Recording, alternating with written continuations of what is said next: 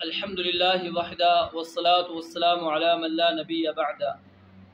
محترم ناظرین و سامعین، ہم سنن ابن ماجہ کے ابواب التجارات سماعت فرما رہے ہیں۔ آج ابواب التجارات کا لیکچر نمبر 10 ہے، عنوان نمبر 10، باب کسب الحجام، سینگی لگانے والے کی کمائی۔ سینگی لگانا اور لگوانا یہ عمل جائز ہے اور اس کی اجرت بھی حلال ہے۔ رسول اللہ صلی اللہ علیہ وآلہ وسلم نے سینگی لگوائی ہے اور آپ علیہ السلام نے اس کی اجرت بھی دی ہے۔ رسول اللہ صلی اللہ علیہ وسلم کو سینگی لگانے والے جو صحابی تھے ان کا نام نافع تھا اور ان کی کنیت ابو طیبہ تھی، اور ان کا تعلق بنو بیازا سے تھا اور وہ غلام تھے۔ تو اللہ کے نبی علیہ السلام نے ان کو کیا ہے، اجرت دی ہے۔ تو لہٰذا اس بات سے یہ ثابت ہو گیا کہ سینگی لگانا اور لگوانا جائز ہے اور اس کی اجرت بھی دی جا سکتی ہے۔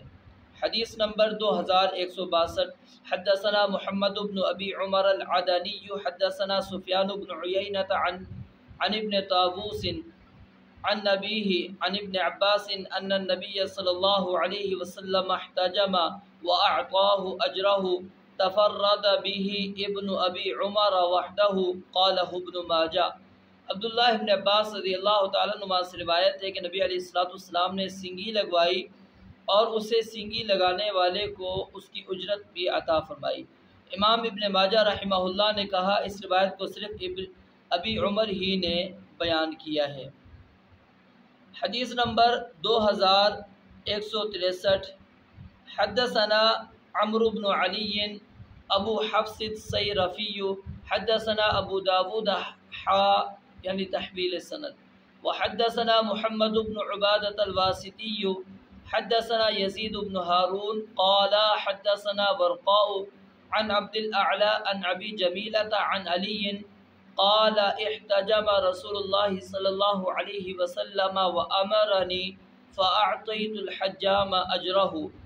سیدنا علی رضی اللہ تعالیٰ عنہ سے روایت ہے، انہوں نے فرمایا کہ نبی علیہ السلام نے سینگی لگوائی اور مجھے حکم دیا تو میں نے سینگی لگانے والے کو اس کی اجرت بھی ادا کی۔ تو یہاں سے بھی یہ بات ثابت ہو گئی۔ حدیث نمبر 2164، حدثنا عبد الحمید بن بیان الواسطی حدثنا خالد بن عبد اللہ عن یونس عن ابن سیرین عن انس بن مالک ان النبی صلی اللہ علیہ وسلم احتجم واعطى الحجام اجرہ۔ سیدنا انس بن مالک رضی اللہ تعالیٰ عنہ سے روایت ہے، انہوں نے کہا نبی علیہ السلام نے سینگی لگوائی اور سینگی لگانے والے کو اس کی اجرت عطا فرمائی۔ حدثنا ہشام بن عمار حدثنا یحییٰ بن حمزہ حدثني الاوزاعی عن الزہری عن ابی بکر بن عبد الرحمن بن الحارث بن ہشام عن ابی مسعود عقبۃ بن عمرو قال نہى رسول اللہ صلی اللہ علیہ وسلم عن کسب الحجام۔ ابو مسعود عقبہ بن عمر رضی اللہ تعالیٰ عنہ سے روایت ہے، انہوں نے کہا نبی علیہ السلام نے سینگی لگانے والے کی کمائی سے منع فرمایا۔ اب یہ ممانعت کی دلیل ہے۔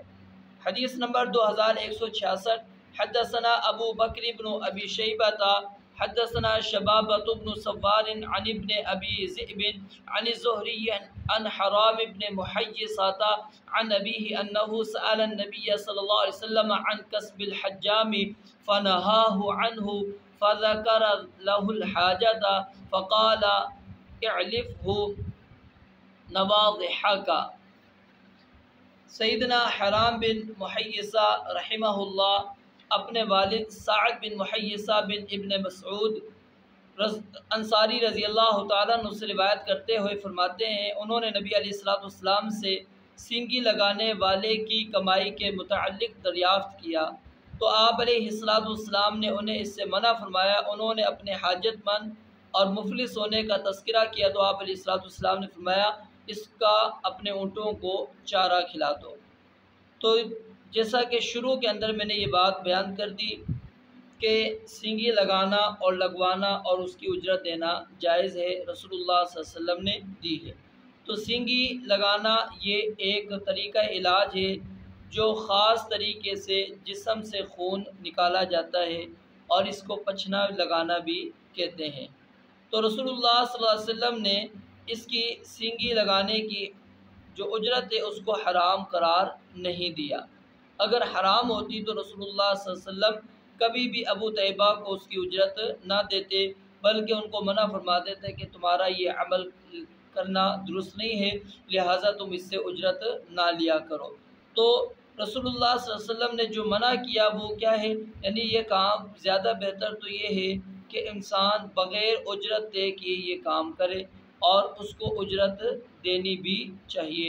رب العالمین سے دعا ہے اللہ تعالیٰ سمجھنے اور عمل کرنے کی توفیق عطا فرمائے۔ وآخر دعوانا ان الحمد للہ رب العالمین۔